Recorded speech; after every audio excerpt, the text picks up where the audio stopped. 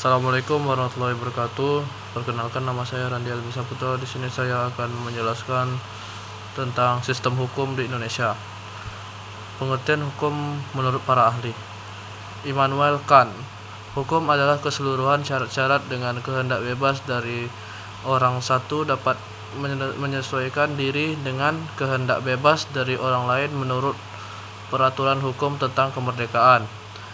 SM Amin SH. Hukum adalah kumpulan peraturan yang terdiri dari norma dan sanksi. Yang unsur hukum: 1. Peraturan mengenai tingkah laku manusia dan pergaulan masyarakat. Peraturan diadakan oleh badan-badan yang resmi dan berwajib. Yang ketiga, peraturan itu bersifat dipaksa. Yang keempat, sanksi terhadap pelanggaran peraturan harus tegas. Ciri-ciri hukum: A. Adanya perintah atau lapangan yang harus dipatuhi setiap orang. B. Siapapun yang melanggar baik atau sengaja atau tidak sengaja dikenakan sanksi yang berupa hukum. Kaidah hukum: berisi perintah,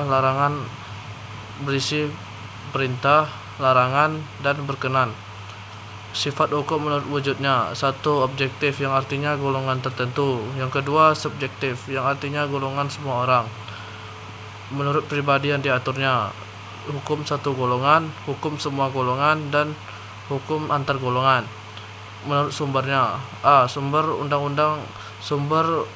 Undang-Undang Dasar, yang artinya hukum yang bersumber dari Undang-Undang Dasar dibuat oleh negara untuk masyarakat. B. Adat kebiasaan, yang artinya dilakukan sehari-hari. C. Jurisprudensial, yang artinya hukum yang dijatuhkan setelah hakim menyelesaikan perkara atau sengketa. D. Traktat, yang artinya hubungan perjanjian antar dua negara atau lebih. Menurut bentuknya: tertulis, yang artinya hukumnya tercantum dalam peraturan perundang-undang. Tidak tertulis, yang artinya hukum kebiasaan yang dilakukan masyarakat, contohnya menghormati, sopan santun, dan izin. Menurut cara mempertahankannya: hukum materai adalah hukum yang mesti adanya peraturan, larangan, dan perintah. Hukum formal adalah hukum yang terdapat dalam undang-undang. Menurut tempat berlakunya: hukum nasional adalah hukum yang berlaku dalam negara.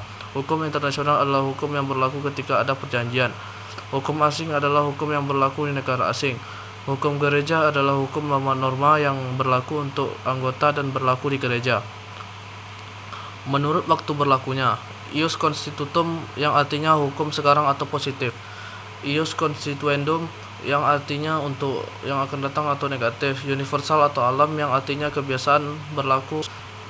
Sekian, terima kasih. Assalamualaikum warahmatullahi wabarakatuh.